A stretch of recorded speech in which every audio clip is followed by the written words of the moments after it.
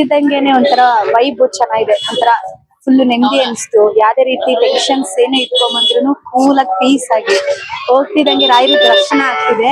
ಆ ದರ್ಶನ ನೋಡ್ತಿದ್ರೇನೆ ಮನಸ್ಸಿಗೆ ಖುಷಿ, ಸ್ಮೈಲ್ ಹಂಗೆ ಮುಖದಲ್ಲಿ ಬಂದ್ಬಿಡುತ್ತೆ. ಮಂತ್ರಾಲಯದಲ್ಲಿ ಹೇಗೆ ನೆಮ್ಮದಿ ಶಾಂತವಾಗಿರ್ತೀವೋ ಇಲ್ಲೂ ಅಷ್ಟೇ ಪೀಸ್ ಆಗಿದೆ. ಮತ್ತೆ ಇಲ್ಲಿ ಇವಾಗ ಕಾಯಿ ಕಟ್ಟೋದೆಲ್ಲ ಇದೆ. ಇಲ್ಲಿ ಕಾಯಿ ಕಟ್ಟಿದ್ರೆ ಅರ್ಕೆ ತಕ್ಕನಾಗಿ ನೀವು ಹೇಗ್ ಕಟ್ತೀರಾ ಅನ್ನೋದ್ರ ಮೇಲೆ ಡಿಪೆಂಡ್ ಆಗುತ್ತೆ. ಮತ್ತೆ ಅಲ್ಲಿ ಗುರುಗಳು ಇರ್ತಾರೆ, ಗುರುಗಳ ಹತ್ರ ಕೇಳ್ಬೇಕು, ಸಜೆಷನ್ ಕೇಳಿದ್ರೆ ಅವ್ರು ಹೇಳ್ತಾರೆ ಕಾಯಿ ಕಟ್ಬೇಕಾದ್ರೆ ಎಷ್ಟು ದಿವಸ ಮಾಡ್ಬೇಕು, ಯಾವ ತರ ಮಾಡ್ಬೇಕು ಅಂತ. ಅದೇ ತರ ನಾವು ಕಟ್ಟೀಟಾಗಿ ಮಾಡಿದ್ರೆ ರಾಯರು ಕಳಿಸ್ತಾರೆ ಅಂತ ಇಲ್ಲಿ ನಂಬಿಕೆ ಇದೆ. ತುಂಬಾ ಜನ ಕಾಯಿ ಕಟ್ಟಿದ್ದಾರೆ. ನೆಕ್ಸ್ಟ್ ಟೈಮ್ ಯಾರು ಹೊಸಬ್ರು ಬಂದ್ರೆ ಮಾಡ್ಬೋದು, ಅವ್ರ ಕಷ್ಟ ಏನಿದ್ರು ನಿವಾರಣೆ ಮಾಡ್ಬೇಕು.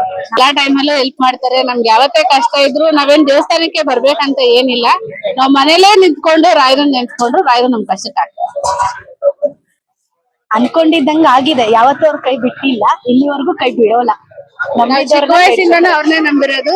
ಅವ್ರನ್ನ ಯಾವತ್ತು ನಾವ್ ಎಲ್ಲೇ ನಿಂತ್ಕೊಂಡು ನೆನ್ಸ್ಕೊಂಡ್ರು ನಾವ್ ಅನ್ಕೊಂಡಿದ್ದಾಗ